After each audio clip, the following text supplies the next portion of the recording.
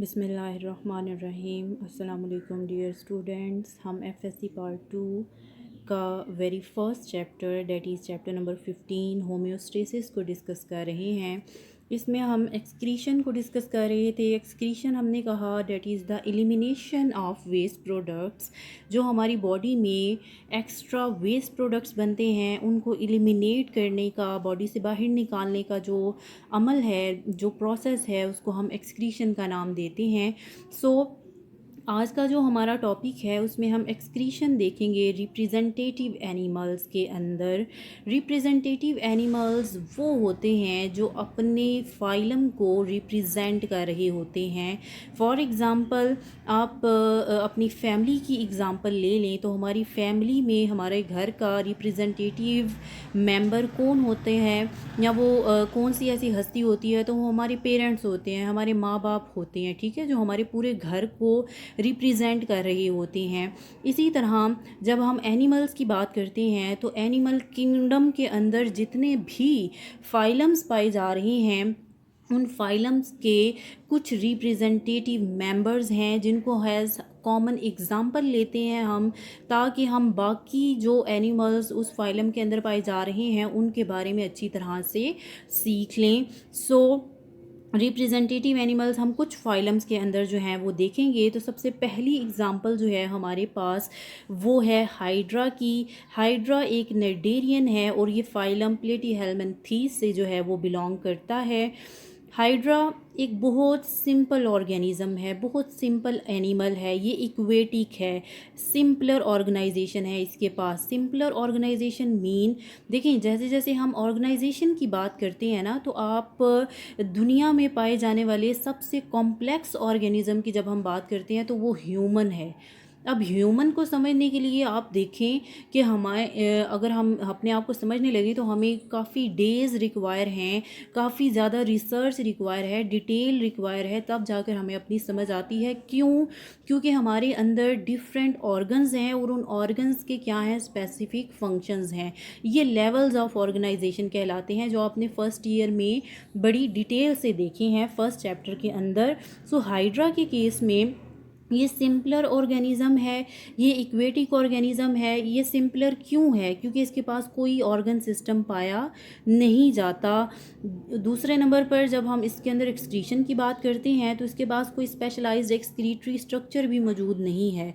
आप इसको कंपेयर करें अपने साथ, ह्यूमंस के साथ, तो हमारे पास जो है वो किडनीज़ मौजूद हैं। हमारे पास किडनीज़ के अंदर एक नेटवर्क मौजूद है ट्यूब्यूल्स का, जिनको हम नेफ्रॉन्स का नाम देते हैं। जबकि हाइड्रा बहुत एक सिंपल ऑर्गेनाइजेशन है ऑर्गेनिज़म की, जिसके पास कोई स्पेशलाइज्ड एक्सक्रीटरी स्ट्रक्चर्स मौजूद नहीं हैं। इसमें जो वेस्ट प्रोडक्ट्स हैं तो वो किस तरह से बॉडी से बाहर डिफ्यूज़ किए जाते हैं, किस तरह से बॉडी से बाहर निकाले जाते हैं, तो वो सिंपल डिफ्यूज़ कर दिए जाते हैं आइसोऑस्मोटिक सराउंडिंग के अंदर। यानी आइसोऑस्मोटिक कंडीशन आपने पीछे पढ़ी है, आइसो मीन सेम, यानी ये उन ऑर्गेनिज़म से बिलोंग करता है जिसको अपने बॉडी के सोल्यूट की कंसनट्रेशन को बैलेंस करना नहीं पड़ता। तो ये सिंपली अपनी बॉडी के जो एक्सक्रीटरी स्ट्रक्चर्स या एक्सक्रीटरी वेस्ट्स हैं उनको बॉडी से बाहर क्या कर देता है, डिफ्यूज़ कर देता है अपनी सराउंडिंग के अंदर, जिसके अंदर ये पाया जा रहा होता है।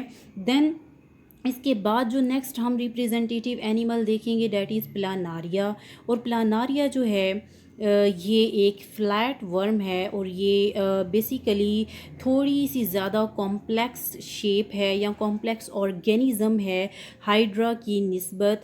सो ये एक फ्लैट वर्म है। इसमें भी आप देखें तो हमें एक नेटवर्क बनता हुआ नज़र आता है। वो नेटवर्क किसका है?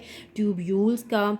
और उन ट्यूब्यूल्स को हम नाम देते हैं प्रोटोनेफ्रीडियम का। यानी हाइड्रा में ऐसा कोई सिस्टम मौजूद नहीं था। अब हम नेक्स्ट फाइलम की तरफ मूव कर गए हैं। नेक्स्ट एग्जांपल हमने देखी प्लानारिया की, जो कि एक फ्लैट फर्म है। तो इसके पास सिंपल ट्यूबुलर सिस्टम है जिसका हमने कहा प्रोटोनेफ्रीडियम। यानी कि नेफ्रीडियम और नेफ्रॉन को आप कंपेयर कर सकते हैं, तो ये ट्यूब्यूल्स का एक नेटवर्क है और ये प्रोटो है यानी पहले आने वाला। प्रोटो का मीनिंग होता है बिफोर, तो ये पहले आने वाला यानी कॉम्प्लेक्स फॉर्म से पहले की जो हालत है उसको हम नाम दे रहे हैं। किसकी कॉम्प्लेक्स फॉर्म? ट्यूब्यूल्स की कॉम्प्लेक्स फॉर्म। और वो कॉम्प्लेक्स फॉर्म जो है वो आगे हमें नेफ्रॉन्स की शक्ल में नज़र आएगी जब हम ह्यूमंस के अंदर जो है इसको डिस्कस करेंगे। तो उससे पहले जो सिंपलर फॉर्म हमें नज़र आ रही है वो किसके अंदर आ रही है? प्लानारिया के अंदर। ये क्या है? प्रोटोनेफ्रीडियम एक नेटवर्क है क्लोज ट्यूब्यूल्स का और इनके पास कोई इंटरनल ओपनिंग्स नहीं होती, यानी ये एक ऐसी गली है जो आगे बंद है, आगे जाकर मज़ीद किसी दूसरी गली में ये नहीं खुलती, ये बंद रास्ता है और ये स्प्रेड हुआ होता है through out the body and capped by the flame cells. और इनके पास जो हैं वो खास किस्म के सेल्स होते हैं जिनको हम नाम देते हैं फ्लेम सेल्स का। फ्लेम किसे कहते हैं? शोले को। आपसे क्वेश्चन पूछा जाता है कि why flame cells are named so, कि फ्लेम सेल्स का नाम फ्लेम सेल्स क्यों रखा गया है, इसका आंसर भी हम जो है वो आज के लेक्चर में देखेंगे।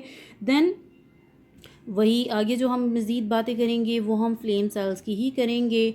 तो टफ्ट ऑफ सिलिया, सिलिया क्या होते हैं? हेयर लाइक स्ट्रक्चर्स, ये प्रेजेंट होते हैं हर फ्लेम सेल के अंदर। फ्लेम सेल्स यानी कि जो ट्यूब्यूल्स थी वो आगे जाकर एंड हो रही थी किसके साथ? फ्लेम सेल के साथ। अब हम उन फ्लेम सेल्स को डिटेल से देख रहे हैं। तो ये टफ्ट है इनके पास सिलिया की। सिलिया क्या है? Thread like structures, hair like structures, जिनकी बीटिंग ये बीट करते हैं और प्रोपेल धकेलते हैं किसको? इंटरस्टिशियल फ्लूइड को। इंटरस्टिशियल फ्लूइड कौन सा फ्लूइड होता है? ये वो फ्लूइड होता है जो कि सराउंड करता है हमारी बॉडी के सेल्स को। ये थिन लेयर ऑफ फ्लूइड है, यानी सेल्स के गिर्द जितना भी फ्लूइड पाया जा रहा है, फ्लूइड मीन लिक्विड, वो लिक्विड ब्लड भी हो सकता है, वो लिक्विड जो है वो कोई प्लाज्मा भी हो सकता है, वो कोई वाटर और सल्यूट्स का जो है वो एक कॉम्बिनेशन भी हो सकता है। तो ये जो फ्लूइड है बेसिकली जिसको हम इंटरस्टिशियल फ्लूइड का नाम देते हैं, तो इंटरस्टिशियल फ्लूइड है तो ये कौन सा फ्लूइड है? थिन लेयर है ये फ्लूइड की जो सराउंड कर रही है बॉडी सेल्स को। सो बेसिकली ये सिलिया हेल्प आउट कर रही हैं ताकि ये इस फ्लूइड को कहाँ भेजें? ट्यूबुलर सिस्टम के अंदर। और ये ट्यूबुलर सिस्टम जो है वो आगे से ड्रेन आउट हो जाता है किसके अंदर? एक्सक्रीटरी डक्ट्स के अंदर। देन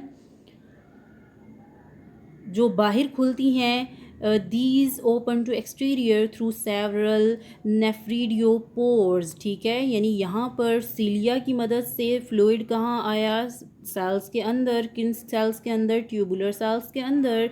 और वो ट्यूबुलर सिस्टम में से होता हुआ कहाँ चला गया? एक्सक्रीटरी डक्ट में। अब एक्सक्रीटरी डक्ट के पास एक पोर है, एक ओपनिंग है जिसको हमने नाम दिया नेफ्रीडियोपोर का, जिसकी मदद से जो वेस्ट है उसको बाहर क्या कर दिया जाता है?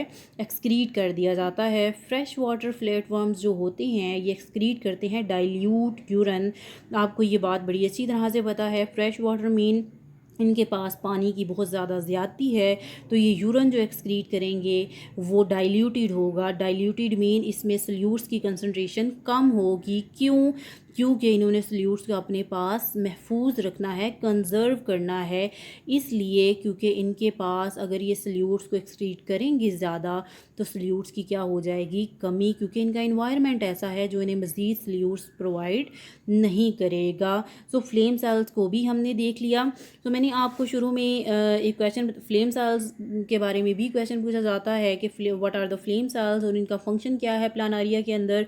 दूसरे नंबर पर मैंने आपसे पूछा कि आपको बताया कि ये भी क्वेश्चन किया जाता है कि फ्लेम सेल्स को फ्लेम सेल्स क्यों कहा जाता है। तो आपकी बुक के ऊपर जो है वो ब्रैकेट में इसका आंसर गिवन है, लिखा है कि द बीटिंग ऑफ सिलिया जो बीटिंग है सीलिया की वो लुक नज़र आती है लाइक अ फ्लिकरिंग फ्लेम, यानी कि जो टिमटमाटा हुआ शोला है, जैसे आप मोमबत्ती के शोले की एग्जांपल ले सकते हैं, जैसे उसको थोड़ी सी हवा लगे तो वो जो है वो लहरा रहा होता है, तो उस तरह की जो है वो इसकी अपीरेंस है, लुक है, देयर फोर इसको हम नाम देते हैं फ्लेम सेल का। सो ये आपने देख लिया, फिगर में भी इसकी डिस्क्रिप्शन देख लिया, हमें प्लानारिया नज़र आ रहा है, उसमें प्रोटोनेफ्रीडियम पूरी बॉडी के अंदर फैला हुआ नज़र आ रहा है।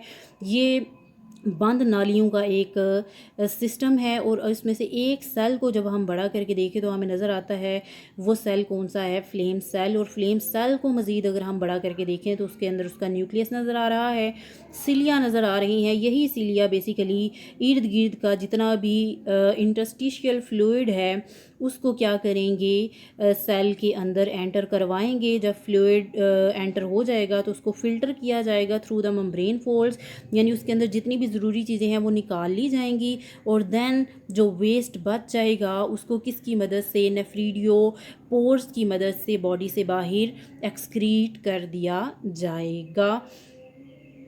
इसमें भी आप देख सकते हैं तो आपको ट्यूब्यूल सेल्स नज़र आ रही हैं, फ्लेम सेल, उसका न्यूक्लियस और उसके सिलिया की बीटिंग, ये एरोस दिखा रही हैं कि ये फ्लूइड को इनसाइड द सेल मूव करवाया जा रहा है और देन अल्टीमेटली एक्सक्रीटरी पोर, जिसको हम नेफ्रीडियो पोर कहते हैं, यहाँ से ये बॉडी से बाहर एक्सक्रीट कर दिया जाता है। देन जो हमारे पास नेक्स्ट एनिमल आता है डेट इज़ द अर्थवर्म। ये एक और ट्यूबुलर सिस्टम की एग्ज़ाम्पल है, लेकिन यहाँ पर जो हमारे पास सिस्टम पाया जाता है ट्यूब्यूल्स को, उनको हम मेटानेफ्रीडियम का नाम देते हैं। आपको शॉर्ट क्वेश्चन इस तरह से भी पूछा जाता है कि प्रोटोनेफ्रीडियम और मेटानेफ्रीडियम का डिफरेंस बताएं। तो प्रोटोनेफ्रीडियम वो सिस्टम है ट्यूब्यूल्स का जो किसके अंदर हमें नज़र आता है, प्लानारिया के अंदर, और मेटानेफ्रीडियम वो सिस्टम है जो हमें किसके अंदर नज़र आ रहा है, अर्थवर्म के अंदर। अर्थवर्म जो है वो फाइलम एनालिडा से बिलोंग करता है बेसिकली, और ये सेगमेंटेड एनिमल होता है, इसके पास सेगमेंट्स बने हुए होते हैं, यानी कि पार्ट्स में ये डिवाइडेड होता है और हर सेगमेंट के अंदर हमें जो है एक पेयर नज़र आता है मेटानेफ्रीडियम का। इसके अलावा इसके पास सबसे पहले एक ओपनिंग है जिसको हम नेफ्रोस्टोम का नाम देते हैं। ये इमर्स्ड होती है, धंसी हुई होती है, किसके अंदर, सिलोमिक फ्लूइड के अंदर। सिलोम किसे कहते हैं, बॉडी कैविटी को, ठीक है, यानी अर्थवर्म की बॉडी कैविटी को हम कहते हैं सिलोम, और उस बॉडी कैविटी के अंदर पाए जाने वाले फ्लूइड को हम क्या कह रहे हैं, सिलोमिक फ्लूइड। तो बेसिकली उस सिलोमिक फ्लूइड में से हमने जो है वो क्या करना है, जो हमारे काम की चीज़ें हैं उनको रीअब्जॉर्ब कर लेना है और जो वेस्ट प्रोडक्ट्स हैं उन्हें बाहर एक्सक्रीट कर देना है। और इसके अलावा इसके पास क्या है, नेटवर्क ऑफ कैपलरीज। तो कैपलरीज का यहाँ पर क्या काम है, अगर आप इसको फिगर में देख सकें तो आपको ये 3 सेगमेंट्स उन्होंने बेसिकली दिखाए हैं। एक सेगमेंट जो है उसमें बड़ा क्लियर, वेरी स्टार्टिंग पॉइंट अगर आप देखें तो हमें नेफ्रोस्टोम नज़र आ रहा है। ये नेफ्रोस्टोम वही पॉइंट है जिसको आप माउथ कह सकते हैं, ठीक है। ये माउथ बेसिकली क्या कर रहा है, इसके पास भी सिलिया हैं, हेयर लाइक स्ट्रक्चर्स। ये सिलोम से, यानी कि इसकी बॉडी कैविटी से सिलोमिक फ्लूइड को कहाँ लेके आ रहे हैं, अपने माउथ के अंदर, नेफ्रोस्टोम जिसको हमने नाम दिया। ये नेफ्रोस्टोम आगे जाकर जो है वो बंद ट्यूब्यूल्स में जो है वो क्या हो गया है, डिवाइड। अब इन ट्यूब्यूल्स के ऊपर देखें तो आपको कैपलरीज नज़र आ रही हैं। ये कैपलरीज क्या करती हैं, ये अब्जॉर्ब कर लेती हैं फ्लूइड के अंदर जितनी भी काम की चीज़ें हैं, यूज़फुल सब्सटेंसेस हैं, उनको अब्जॉर्ब कर लिया जाता है। देन इसको भेज दिया जाता है कलेक्टिंग ट्यूब्यूल के अंदर। कलेक्टिंग ट्यूब्यूल आपको फूली हुई नज़र आ रही है, और कलेक्टिंग ट्यूब्यूल के एंड पर देखें तो आपको एक और पोर नज़र आ रहा है जिसको हम क्या कहते हैं, नेफ्रीडियो पोर।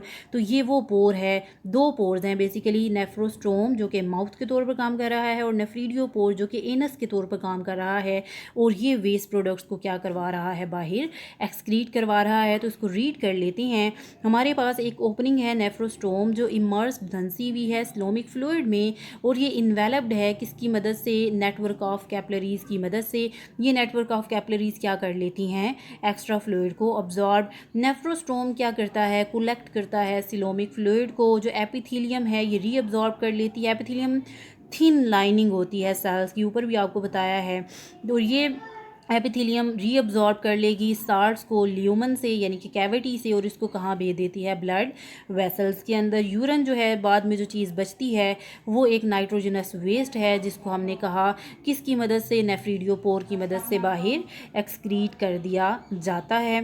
देन हम नेक्स्ट जो रिप्रेजेंटेटिव एनिमल देखेंगे डेट इज़ द काकरोच। ये टेरेस्ट्रियल आर्थ्रोपोड है, यानी ये ज़मीन पर रेंगने वाले जो कीड़े हैं जिनको हशरातुल अर्ज़ कहा जाता है, ये आर्थ्रोपोड्स में बिलोंग करती हैं। और ये पार्टिकुलरली इंसेक्ट्स के अंदर हमें नज़र आता है कि जो एक्सक्रीटरी स्ट्रक्चर है ये अडॉप्ट किया गया है कि ये कलेक्ट करता है एक्सक्रीटरी प्रोडक्ट्स को, कहाँ से, हीमोलिम्फ से। सो हमारे अंदर जो ब्लड है उसको हम ब्लड कहते हैं। ये जिनके पास वाइट ब्लड होता है, आप काकरोच को कभी मारें तो आप देखेंगे कि उसके अंदर से रेड कलर का ब्लड नहीं निकलता बल्कि वाइट कलर का निकलता है। सो उसके अंदर जो ब्लड है उसको हम हीमोलिम्फ कहते हैं। साइनसिस में से होता हुआ यानी ब्लड में से इसके हार्ट से होता हुआ जो है सस्पेंडेड ट्यूबुलर स्ट्रक्चर्स में आता है, जिसको हम नाम देते हैं मालपीजियन ट्यूब्यूल्स का। ये मालपीजियन ट्यूब्यूल्स जो है रिमूव करती हैं वेस्ट को, कहाँ से, हीमोलिम्फ से। यानी ब्लड के अंदर, हीमोलिम्फ के अंदर जितना भी वेस्ट है उसको कहाँ कलेक्ट किया जाता है, मालपीजियन ट्यूब्यूल्स के अंदर। देन जो एपिथेलियल लाइनिंग है अगेन इन ट्यूब्यूल्स की, ये ट्रांसपोर्ट करेगी सल्यूट्स को including salts and nitrogenous waste from the haemolymph into the tubule lumen. जो ट्यूब्यूल्स हैं उनकी ल्यूमन में, उनकी कैविटीज़ में जो अगेन हमारे पास जो साल्ट्स हैं और नाइट्रोजनस वेस्ट हैं उनको क्या कर लिया जाएगा, कलेक्ट कर लिया जाएगा।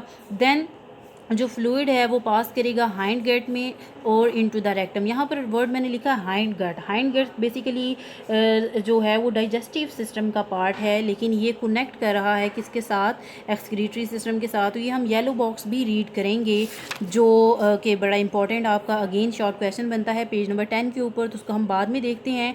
सो ये हाइंड गट से होता हुआ कहाँ जाएगा, रेक्टम में। रेक्टम क्या करेगी, रीअब्जॉर्ब कर लेगी साल्ट्स को और वाटर को। 10 जो सॉलिड वेस्ट जो हैं वो इन दी फॉर्म ऑफ एक्सक्रीटा निकलेंगे और इनको यूरिक एसिड क्रिस्टल्स की फॉर्म में यानी कि फीसिस की फॉर्म में बॉडी से बाहर रिलीज़ कर दिया जाएगा। ये एक अडॉप्टेशन है क्योंकि इनके पास जो है अगर शॉर्टेज है पानी की तो ये वेस्ट को जो है in the form of faeces क्या करते हैं, एक्सक्रीट करते हैं। सो आप ये फिगर आप देखेंगे तो आपको मालपीजियन ट्यूब्यूल्स येलो कलर की नज़र आ रही हैं। ये सारे के सारे एनिमल से क्या कर रही हैं, कलेक्ट कर रही हैं बेसिकली नाइट्रोजनस वेस्ट को, और इसको आगे इंटेस्टाइन और देन रेक्टम एंड देन इनस में से जो है वो बाहर एक्सक्रीट किया जा रहा है। तो यहाँ आपका एक येलो बॉक्स है जो हम लास्ट में जो है वो बेसिकली रीड करेंगे। वो येलो बॉक्स क्या कहता है कि आपको आर्थ्रोपोड्स वो वाहिद फाइलम नज़र आता है एनिमल किंगडम के अंदर जिसका एक्सक्रीटरी सिस्टम डाइजेस्टिव सिस्टम के साथ क्या करता है, रिलेट, और ये सिर्फ इन्हीं के अंदर पाया जाता है और किसी फाइलम के अंदर हमें ये देखने को नहीं मिलता। देन इसके बाद जो हम टॉपिक मज़ीद देखेंगे that is excretion in vertebrates. तो वर्टिब्रेट्स की बातें करते हैं। वर्टिब्रेट्स में मोस्ट कॉमन एग्जांपल जो हम देखते हैं वो ह्यूमंस की होती है, लेकिन उससे पहले जो हम थोड़ी सी बातें डिस्कस करते हैं एंसेस्टर्स जो हैं वर्टिब्रेट्स के। एंसेस्टर्स मीन फोर फादर्स, अबाउ अजदाद। वो कौन थे, वो इन वर्टिब्रेट्स कॉर्डेट्स थे। वो सेगमेंटली अरेंज थे, उनके पास एक्सक्रीटरी स्ट्रक्चर्स थे जैसे कि मेटानेफ्रीडियम जिसको हमने अर्थवर्म में देखा। इसी तरह जो प्रीमिटिव वर्टिब्रेट हैग फिशेज़ वगैरह थी उनके पास किडनीज़ थी और इन किडनीज़ के पास जो है वो सेगमेंटली अरेंज ट्यूब्यूल्स भी थी। लेकिन जैसे जैसे एवोल्यूशन हुई वर्टिब्रेट्स के अंदर तो एक ऑर्गन की अपीयरेंस हुई जिस ऑर्गन को हमने क्या कहा, किडनी। यानी हम एंसेस्टर्स की तरफ चले जाएं तो उनके पास ट्यूबुलर सिस्टम पाए जा रहे थे, लेकिन जैसे एवोल्यूशन हुई तो हमारे पास मोस्ट कॉम्प्लेक्स स्ट्रक्चर की फॉर्मेशन हुई जिसको हम क्या नाम देते हैं, किडनी का। किडनी क्या है, ये भी ट्यूब्यूल्स हैं लेकिन ये सेगमेंटली अरेंज्ड नहीं होती। इनके पास जो है वो एसोसिएटेड डेंस नेटवर्क पाया जाता है कैपिलरीज का, और बेसिक स्ट्रक्चरल और फंक्शनल यूनिट जो है किडनी का उसको हम क्या कहते हैं, नेफ्रॉन कहते हैं, जिसको हम डिटेल में जो है वो नेक्स्ट हमारे लेक्चर में देखेंगे। देन एक्सक्रीशन इन ह्यूमन की बात करें अगर तो ह्यूमंस के अंदर जो नॉर्मल मैकेनिज़्म है तो उसमें जो वेस्ट बन रही होती हैं वो मेटाबॉलिक लेवल के ऊपर होती हैं और उनको हम मेटाबॉलिक वेस्ट्स का नाम देते हैं। मेटाबॉलिज्म इससे पहले भी मैंने आपको डिफ़ाइन किया। मेटाबॉलिज्म क्या है, हमारी बॉडी के अंदर जितने भी केमिकल रिएक्शन हो रही हैं वो हमारी बॉडी का मेटाबॉलिज्म बनाते हैं और उन केमिकल रिएक्शंस के नतीजे में जो वेस्ट प्रोडक्ट्स बनते हैं वो क्या है, मेटाबॉलिक वेस्ट। सिंपली अगर आप देखें तो हम जो फूड ले रहे हैं वो कार्बोहाइड्रेट्स ले रहे हैं, हम प्रोटीन्स ले रहे हैं, वेपर्स ले रहे हैं, तो उनको जब हम इंजेस्ट करते हैं उसके बाद वो डाइजेस्ट हो जाती हैं। तो डाइजेस्ट होने का प्रोसेस मेटाबॉलिक प्रोसेस है, डिफरेंट केमिकल रिएक्शंस हो रहे हैं स्टमक में, इंटेस्टाइन में, लार्ज इंटेस्टाइन में, जो अल्टीमेटली खुराक को इतनी सादा फॉर्म में तक तब्दील कर देते हैं कि वो हमारे खून का हिस्सा बन जाती है, और जो बाकी चीज़ें बचती हैं उनको हम क्या कहते हैं, मेटाबॉलिक वेस्ट्स। अब इन मेटाबॉलिक वेस्ट में जो यूरिया आता है जो कि प्रोड्यूस होता है किसके मेटाबॉलिज्म के नतीजे में, अमाइनो एसिड्स। अमाइनो एसिड्स क्या आपने पढ़ा है कि प्रोटीन्स का जो स्ट्रक्चरल यूनिट है वो क्या होते हैं, अमाइनो एसिड। ये आप सेकंड लेक्चर फर्स्ट ईयर में पढ़ के आए हैं। सो अमाइनो एसिड्स को यानी कि यूरिया को तोड़ें तो हमें क्या मिलेगा, अमाइनो एसिड्स मिलेंगे। इसी तरह कैराटिनिन एक कंपाउंड है जो कहाँ से निकलता है, मसल कॉन्ट्रैक्शन से। देन मसल कॉन्ट्रैक्शन, और ये कैराटिन से बेसिकली बनता है। हमारी बॉडी में जब हम मसल कॉन्ट्रैक्शन यानी कि जब हम बहुत ज़्यादा, आपने ये नोटिस किया होगा, एक्सरसाइज करें तो हमारे मसल्स में क्रैम्प्स पड़ जाते हैं। सो बेसिकली ये कंपाउंड जो है ये हमारे मसल्स को सही तरह काम करने में हेल्प आउट जो है वो कर रहा होता है। यूरिक एसिड कहाँ से बनता है, न्यूक्लिक एसिड से। इसी तरह बिलीरुबिन एक प्रोटीन है जो कि एंड प्रोडक्ट है किसका, हीमोग्लोबिन की ब्रेकडाउन का। हीमोग्लोबिन आपको पता है ऑक्सीजन कैरिंग प्रोटीन है, और इसका जो ब्रेकडाउन है उसके नतीजे में हमारे पास जो चीज़ बच रही है उसको हम बिलीरुबिन कहते हैं। इसी तरह डिफरेंट मेटाबोलाइट्स जो हार्मोन्स के होते हैं उसके नतीजे में भी हमारे पास वेस्ट प्रोडक्ट्स मेटाबोलाइट्स बन रही हैं। इसी तरह जो मेटाबॉलिक वेस्ट हैं उसमें टॉक्सिन्स आते हैं जो प्रोड्यूस होते हैं और इंड्यूस होते हैं बॉडी में। जैसे हम पेस्टिसाइड, जो हम फूड वगैरह खा रहे हैं, तो हमने अगर फूड को अच्छी तरह से वॉश आउट नहीं किया तो वो पेस्टिसाइड्स जो स्प्रे हुआ था उस फूड के ऊपर वो भी हमारी बॉडी का हिस्सा बन जाएंगे। इसी तरह जो हम ड्रग्स ले रहे हैं, फूड एडिटिव्स ले रहे हैं, ये सारे भी क्या हैं, वेस्ट प्रोडक्ट्स हैं। Presence of waste is a serious hazard that must be eliminated by excretory system। ये बहुत नुकसानदेह है हमारी बॉडी के लिए, तो ज़रूरी है हम इनको excretory system की मदद से excrete करें। देन excretory organs की तरफ देखें तो लीवर और किडनी जो है ये प्राइमरी स्ट्रक्चर्स हैं एलिमिनेट करने के लिए वेस्ट प्रोडक्ट्स को। तो पहले हम लीवर की बातें करते हैं। लीवर जो है ये सेंट्रल स्टेशन है मेटाबॉलिज्म का, ये मरकज़ी एक कह लें स्टेशन है जहाँ पर मेटाबॉलिज्म हो रही है। ये पाइवोटल है, ये ज़रूरी है किसके लिए, होम्योस्टेसिस फंक्शंस के लिए। ये सपोर्ट करता है excretory role of the kidney by detoxifying many chemical poisons, यानी जितने भी जहरीली चीज़ें हमारी बॉडी के अंदर बन रही हैं उनको ये डी मीन ख़त्म करता है। टॉक्सिफिकेशन, टॉक्सिफाइंग मीन उनके जो टॉक्सिक इफ़ेक्ट्स हैं, उनके जो जहरीले असरात हैं उनको ये ख़त्म करता है। कौन ख़त्म करता है, लीवर ख़त्म करता है। इसके अलावा ये प्रोड्यूस करता है अमोनिया, यूरिया और यूरिक एसिड को, कहाँ से, from nitrogen of amino acid से। रोल ऑफ स्किन क्या है एक्सक्रीशन, समटाइम ऐसा कहा जाता है, कुछ साइंटिस्ट ऐसा कहते हैं कि जो स्किन है हमारी वो भी एक एक्सक्रीटरी प्रोडक्ट है या एक्सक्रीटरी ऑर्गन है। लेकिन रिमूवल ऑफ साल्ट्स जो हमारे वाटर की फॉर्म में होता है, स्वेट ग्लैंड। आप याद रखिएगा हमारी स्किन के अंदर दो तरह की ग्लैंड्स पाई जा रही हैं। ग्लैंड्स क्या होते हैं, जो सिक्रीशंस रिलीज़ करते हैं। हमारी स्किन के अंदर दो तरह की ग्लैंड्स है, एक को सेबेशियस ग्लैंड्स कहा जाता है, एक को सिडोरिफिलस ग्लैंड्स कहा जाता है। सेबेशियस ग्लैंड्स नाम से ही पता चल रहा है, as for sebaceous, as for sebum. तो सीबम जो हमारी बॉडी से रिलीज़ होता है सेबेशियस ग्लैंड से, और जो सिडोरिफिलस ग्लैंड्स है वो स्वेट को रिलीज़ करती हैं, जो हमें पसीना आता है, और जो हमारे मुंह पर पसीना आता है जिसको हम सीबम का नाम देते हैं। ये सारे जो हैं ये एक्सक्रीटरी होते हैं नेचर में। स्वेट ग्लैंड्स जो हैं वो रिमूवल करती हैं साल्ट्स का और वाटर का, is for the purpose of thermo regulation. लेकिन ये इस वक्त किया जाता है जब हमें थर्मो रेगुलेशन का फिनोमिना जो है वो करवाना होता है। देखिए आप नॉर्मल रूम में बैठे हुए हैं, फ़ैन ऑन है गर्मियों के मौसम में या एसी चल रहा है, उस सूरत में हमें पसीना नहीं आता। सो डैट मीन उस वक्त ये एक्सक्रीशन क्यों नहीं कर रही हमारी स्किन। तो बेसिक जो पर्पज़ है ना हमारी स्किन का, वो थर्मो रेगुलेशन करवाना है। जब हम गर्मी में धूप में बाहर जाते हैं उस वक्त हमें पसीना आता है, क्यों, तो क्योंकि हमारी बॉडी के टेम्परेचर को मेंटेन किया जाए। जब पसीना आएगा थोड़ी सी हवा लगेगी, हमें ठंडक का एहसास होगा। अगर हमारी बॉडी में पसीना नहीं आएगा तो बाहर भी टेम्परेचर, बॉडी के अंदर भी टेम्परेचर, तो वो चीज़ हमारी मेटाबॉलिज्म को क्या कर देगी, डिस्टर्ब कर देगी। सीमम जो हमारी स्किन में आता है ये किस लिए आता है, ताकि प्रोटेक्ट किया जाए हमारी स्किन को माइक्रो ऑर्गेनिज्म के against. Therefore in contrast with the definition of excretion, तो ये दोनों बातें एक्सक्रीशन के साथ रिलेट नहीं करती। सो हम कह सकते हैं कि ये स्किन को हम नॉट कंसीडर, हम इसको नहीं कंसीडर करती एज एक्सक्रीटरी ऑर्गन। आपकी बुक पर टेबल है जिसमें मेजर फंक्शंस बताए गए हैं लीवर के। इसमें सबसे पहला फंक्शन जो है वो है सिंथेसिस। तो ये सिंथेसिस करता है अमोनिया की, यूरिया की और किसकी, यूरिक एसिड की। ये तीनों चीज़ें हेल्प करती हैं, असिस्ट करती हैं किडनी को कि ये वेस्ट को क्या कर सके, डिस्पोज कर सके। इसके अलावा हमारे पास जो है वो प्लाज्मा प्रोटीन्स बनती हैं। प्लाज्मा प्रोटीन्स दो तरह की हैं, एक को प्रोथ्रोम्बियन कहा जाता है और एक को फाइब्रिनोजिन कहा जाता है। ये दोनों ब्लड प्रोटीन्स होती हैं, ये ब्लड क्लॉट करवाती हैं। जब हमें कोई इंजरी आती है तो हमें कट वगैरह आता है तो थोड़ी देर के बाद देखें तो वहाँ ब्राउन कलर का जो है वो एक बहुत सॉलिड सा जो है वो मैस सा बन जाता है। उस मैस को क्या कहते हैं, ब्लड क्लॉटिंग का फिनामिना। और ये प्रोटीन्स जो करवा रही हैं ब्लड क्लॉटिंग, उनका नाम क्या है, प्रोथ्रोम्बियन और फाइब्रिनोजिन। इसके अलावा जो प्लाज्मा के अंदर प्रोटीन है उसको एल्ब्यूमिन कहा जाता है। ये क्या करती है, ये ऑस्मोटिक बैलेंस को जो है वो मेंटेन करती है ब्लड के अंदर। इनकी सिंथेसिस कौन करवा रहा है, लीवर करवा रहा है। इसी तरह बाइल का नाम आपने पहले भी सुना होगा जब हम डाइजेशन की बात करते हैं। तो ये क्या करता है, इमल्सीफाई करता है फैट्स को इन स्मॉल इंटेस्टाइन, यानी फैट्स की डाइजेशन जो स्मॉल इंटेस्टाइन में होती है तो वहाँ पर एक फ्लूइड सक्रीट हो रहा होता है जिसको हम कहते हैं बाइल। वो कौन सक्रीट करवा रहा है, अगेन लीवर करवा रहा है। इसी तरह लिपिड्स, कोलेस्ट्रोल्स और लिपोप्रोटीन्स जो हैं ये रेगुलेट करती हैं हमारी ब्लड की केमिस्ट्री को, ये स्टोर करती हैं एनर्जी को और हेल्प आउट करती हैं टू मेंटेन सेल मेम्ब्रेन्स।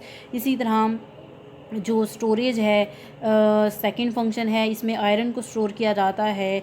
ये ऑक्सीजनेशन प्रोवाइड करता है टिश्यूज़ की एज कॉन्स्टिट्यूएंट ऑफ हीमोग्लोबिन। जो हमारी हीमोग्लोबिन है उसका स्ट्रक्चर आपने देखा होगा फर्स्ट ईयर के अंदर भी। तो आपने कहा कि हीमोग्लोबिन का स्ट्रक्चर जो है वो रिलेट कर रहा होता है क्लोरोफिल के स्ट्रक्चर से, लेकिन क्लोरोफिल के सेंट्रल एटम में मैग्नीशियम होता है और इसके पास क्या होता है, आयरन होता है। ग्लाइकोजन जो है इसको स्टोर किया जाता है एनर्जी रिजर्व के तौर पर। ये कन्वर्जन्स होती हैं बेसिकली, इसमें ग्लूकोज को कन्वर्ट कर दिया जाता है ग्लाइकोजन। जब हमारी बॉडी में ग्लूकोज की ज़्यादती हो जाती है तो इसको हम ग्लाइकोजन की फॉर्म में क्या कर लेते हैं, स्टोर। क्यों, क्योंकि कभी कभी ऐसा होता है कि जब हम एक्सरसाइज वगैरह कर रहे होते हैं तो उस टाइम एनर्जी बहुत ज़्यादा यूज़ हो रही होती है तो हमारी बॉडी में ग्लूकोज की उस वक्त क्या हो जाती है, कमी। तो ये जो ग्लाइकोजन स्टोर हुई होती है ना हमारी बॉडी में, इसको फिर हम यूज़ करते हैं, इसको दोबारा कन्वर्ट कर लेते हैं किसके अंदर, ग्लूकोज के अंदर, ताकि हमारी बॉडी के अंदर जो कमी है ग्लूकोज की उसको क्या किया जाए, पूरा किया जाए। इसी तरह lactic acid, true glycogen lactic acid को कन्वर्ट किया जाता है ग्लाइकोजन में और स्टोर ग्लाइकोजन को कन्वर्ट किया जाता है ग्लूकोज में। ऐसा क्यों, ताकि हम एनर्जी को स्टोरेज करें उसका और उसको यूज़ करें। रिसाइकलिंग भी करता है लीवर। ये क्या करता है, ये जो हमारे ओल्ड रेड ब्लड सेल्स हैं उनको रिसाइकिल करता है, जिसमें ऑक्सीजनेशन करवाई जाती है टिश्यूज़ की, आयरन की और अदर जो कॉन्स्टिट्यूएशन है हीमोग्लोबिन के उसकी, डिटॉक्सिफिकेशन, बहुत से हार्मफुल जो केमिकल्स हैं उनको जो है ये ख़त्म करवाता है। ये असिस्ट हेल्प कर रहा है किडनी को टॉक्सिन डिस्पोजल्स के अंदर, फूड एडिटिव्स के डिस्पोजल के अंदर, पेस्टिसाइड्स और ड्रग्स के डिस्पोजल के अंदर। So this was our today's lecture. ये जो है इसको हम मज़ीद डिटेल में देखेंगे in the form of excretion in humans. अब हम मज़ीद जो बातें करेंगे वो किडनी की बातें करेंगे और हम ह्यूमंस में जो है वो एक्सक्रीशन को अपने नेक्स्ट लेक्चर में इंशाल्लाह से डिस्कस करेंगे।